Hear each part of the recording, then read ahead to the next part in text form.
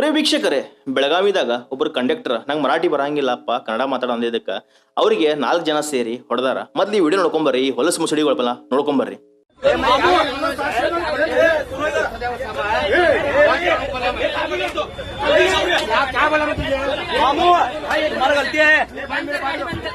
गाड़ी बंद करो, गाड़ी बंद करो.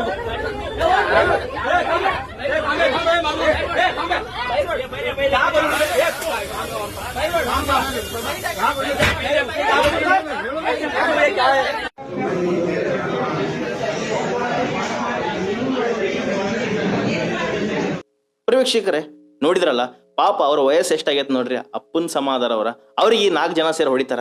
ಇವ್ರು ಎಂತ ಗಂಡಸ್ ಹೇಳ್ರಿ ಅವನ. ಆಮೇಲೆ ಪ್ರಿಯ ವೀಕ್ಷಕರೇ, ನಾ ಎಲ್ಲರಿಗೂ ಒಂದೇ ಕೇಳೋದು, ಕರ್ನಾಟಕ ರಾಜ್ಯೋತ್ಸವ ಬಂದಾಗ ಲಕ್ಷಾಂತರ ಜನ ಸೇರ್ತಾರ, ಬೆಳಗಾವಿ ಒಳಗೆ ಡಾಲ್ಬಿ ಹಚ್ಚಿ ಡ್ಯಾನ್ಸ್ ಮಾಡ್ತಾರ.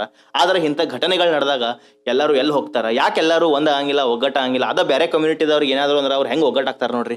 ಪ್ರಿಯ ವೀಕ್ಷಕರೇ, ಕರ್ನಾಟಕ ರಾಜ್ಯೋತ್ಸವ ಗ್ರ್ಯಾಂಡ್ ಆಗಿ ಮಾಡಿಲ್ಲ ಅಂದ್ರೆ ನಡಿತೈತಿ.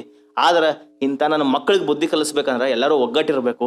ಬರೀ ಸೋಷಿಯಲ್ ಮೀಡಿಯಾದಾಗ ಕನ್ನಡದ ಹುಲಿ ಅದು ಇದು ಅಂತ ರೀಲ್ಸ್ ಮಾಡೋದು, ಕನ್ನಡ ಪೇಜ್ ಮಾಡೋದು, ಅದರಿಂದ ಏನು ಪ್ರಯೋಜನ ಇಲ್ಲ. ಪ್ರಿಯ ವೀಕ್ಷಕರೇ, ಇಂಥ ಘಟನೆಗಳ ಆದಾಗ ಎಲ್ಲರೂ ಒಂದಾಗಬೇಕು. ಯಾಕೆ ಹೇಳಕತ್ತಾನಂದ್ರೆ, ನಾನು ಕನ್ನಡ ಬಗ್ಗೆ ಹೋರಾಟ ಮಾಡಿದಾಗ ನಾವು ನಮ್ಮ ಫ್ಯಾಮಿಲಿ ಯಾರೂ ನಮಗೆ ಸಪೋರ್ಟ್ ಮಾಡಿಲ್ಲ, ನಾವು ಒಬ್ಬರ ಮಾಡೇವಿ. ಎಲ್ಲ ಆದಮೇಲೆ ಜನ ಬಂದ ಹಾಂ ಅಪ್ಪ ನೀ ಕರೆಕ್ಟ್ ಮಾಡಿದೆ ಅಂತ ಹೇಳ್ತಾರೆ. ಈ ಥರ ಮೆಂಟ್ಯಾಲಿಟಿ ಇರೋದ್ರಿಂದ ನಮ್ಮ ಕರ್ನಾಟಕದಾಗ ಈ ಪರಿಸ್ಥಿತಿ ಐತಿ. ಪ್ರಿಯ ವೀಕ್ಷಕರೇ, ಎಲ್ಲರೂ ಒಂದಾದ್ರೆ ಮಾತ್ರ ಈ ನಾಯಿಗಳಿಗೆ ಬೊಗಳದ ಕಮ್ಮಿ ಮಾಡ್ತಾರ.